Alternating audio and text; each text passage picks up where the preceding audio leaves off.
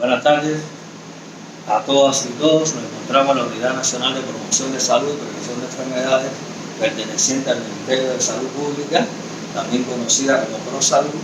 Y bueno, queremos agradecerle a los compañeros que están en contacto con nosotros o que próximamente puedan incorporarse a esta actividad. En el día de hoy tenemos un tema de suma importancia que se refiere a la alimentación de las embarazadas y las mujeres del alta, por la importancia que tiene este tema no solo para la madre, sino también para el producto de la gestación, así como para la familia, la comunidad y la sociedad. Aprovechar y decir que bueno, el embarazo debe ser planificado con la pareja para buscar el momento oportuno para tener este embarazo. Y por lo cual sí, se recomienda que no debe ser en la etapa de la adolescencia por las consecuencias que puede traer a esta adolescente que no están preparadas para asumir este importante evento. Y sí prepararse para su vida futura. Entonces, para desarrollar el tema de hoy, hemos puesto recomendaciones alimentarias y nutritivas de la embarazada y la mujer y la madre en el alta. Hemos invitado a la profesora, doctora en ciencia, Georgina María Sayas Corriente, especialista de primer grado y segundo grado en nutrición, también máster en nutrición en salud pública, perteneciente al Instituto Nacional de Higiene y Tecnología. Es decir, la profesora es una de las investigadoras, autora de la guía, autora principal, y tenemos el honor o el privilegio de contar con ella en el día de hoy. Doctora, bienvenida a esta actividad, y lo primero que quería preguntarle, porque en la población hay confusión o se malinterpreta y a veces se usa como sinónimo de la alimentación con la nutrición. ¿Usted nos puede aclarar o explicar si son sinónimos la alimentación y la nutrición? Bueno, ante todo, buenas tardes. Muchas gracias por la invitación. Cuando nosotros estamos hablando de alimentación y nutrición, es cierto que la población con muchísima frecuencia confunde el tema y quizás piensa que es lo mismo. Sin embargo, la alimentación es el acto de ingerir alimentos. Es un acto que es voluntario, es consciente. ¿Qué quiere decir eso? Que la persona come lo que tiene acceso, lo que tiene disponible, lo que le gusta, lo que desea. Sin embargo, cuando hablamos de nutrición, la nutrición va más allá, es más compleja. No solo depende de la ingestión de alimentos, sino también depende de los procesos de digestión, de absorción, de transporte, de utilización. También el caso en el que cuando las personas, por ejemplo, tienen alguna enfermedad, bueno, pues la nutrición se comporta de manera diferente. Por tanto, este es un proceso que es inconsciente y es involuntario. ¿Qué sucede? Que cuando estamos hablando del término de la alimentación y nutrición de la embarazada, en primera instancia tenemos que saber cuál es el estado nutricional de la embarazada. Es decir, están creadas las consultas y el equipo básico de salud, es decir, el médico y la enfermera de la familia, pues la paciente, en este caso la embarazada, acude a su consultorio, ella se le realiza la captación del embarazo, y cuando va a la consulta integral, en la cual participa también el nutricionista, pues de acuerdo a su estado nutricional, es que se le pone la dieta y se hacen las recomendaciones para que lleve a cabo un embarazo adecuado, un embarazo que transcurra de manera bien, y por tanto que la ganancia que ella va a tener de peso pues dependerá de su estado nutricional.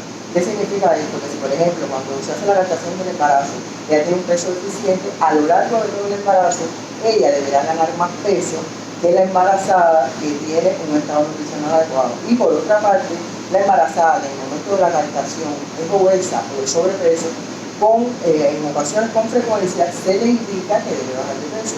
Y esta es una etapa muy importante saber que durante el embarazo no se baja de peso, es decir, no se hace ninguna dieta restrictiva. La embarazada debe mantener, es decir, ella va aumentando de peso, pero debe mantenerse en un canal de manera que siempre, si empezó sobrepeso, bueno, ella debe seguir sobrepeso. ¿Cuál es la que debe cambiar en su canal? Aquella que empieza con un peso deficiente y por tanto, como ella va a ganar más, ella debe mejorar desde el punto de vista del su estado nutricional. Eso por una parte. Otra cosa interesante es que usted decía que la embarazada adolescente. ¿Qué ha sucedido? Que nosotros cuando estábamos en el curso de la confección de las guías alimentarias, pues por supuesto hicimos encuestas a un grupo determinado casi de 3.000 embarazadas. ¿Y qué sucedió? Que el 15,3% eran adolescentes. Y ahí que cuando se confeccionan las guías, una de las guías alimentarias que se propone y que cuando uno desde el punto de vista lee dice, no, pero esto no tiene nada que ver específicamente con temas de alimentación y nutrición, es que una es que la adolescente estudie y se prepare para la vida. Es decir, que el embarazo no debe decir que ella no debe embarazarse durante la etapa de adolescencia. Por otra parte, con respecto a la alimentación y nutrición, a las recomendaciones, con mucha frecuencia las abuelas, nuestras madres dicen, no, la embarazada debe comer cordón. Eso es un mito y es un error. ¿Por qué? Porque cuando uno está hablando de comer cordón, eso significa que uno debe comer el doble. Y en realidad la embarazada no come el doble. La embarazada come para dos. ¿Cuándo debe comer más? En el último trimestre.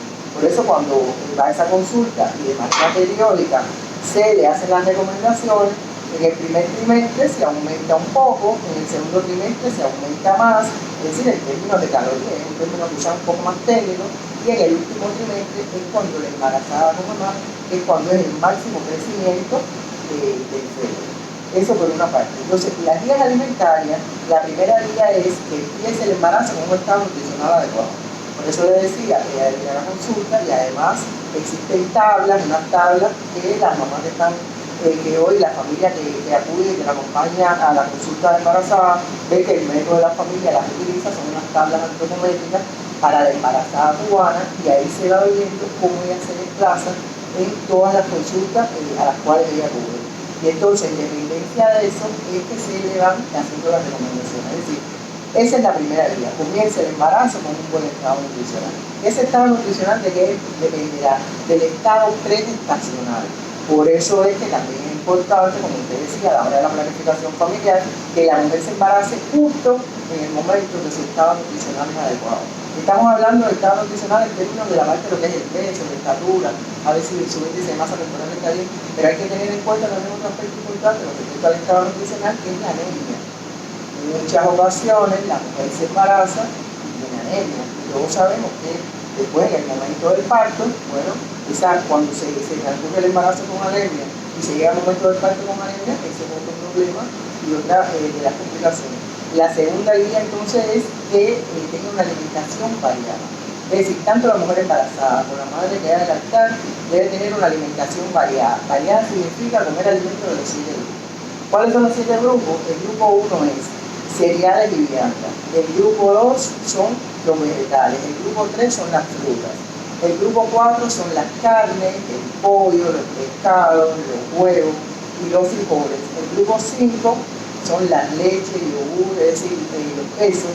El grupo 6 son las grasas y el grupo 7 son los azúcares y dulces. Entonces ella tiene que comer alimentos de todos los grupos a lo largo del día. No significa eso que en todas las frecuencias alimentarias de la embarazada y también la madre que va a lactar se recomiendan 6 frecuencias, es decir, 3 frecuencias principales que son desayuno, almuerzo y comida y otras 3 frecuencias que son meriendas, es decir, merienda de la mañana, de la tarde y la merienda nocturna. Entonces, eso es importante tanto en la embarazada como en la madre que va a lactar. La otra guía es que consuma frutas y vegetales y que se prefiera sobre todo en su forma natural.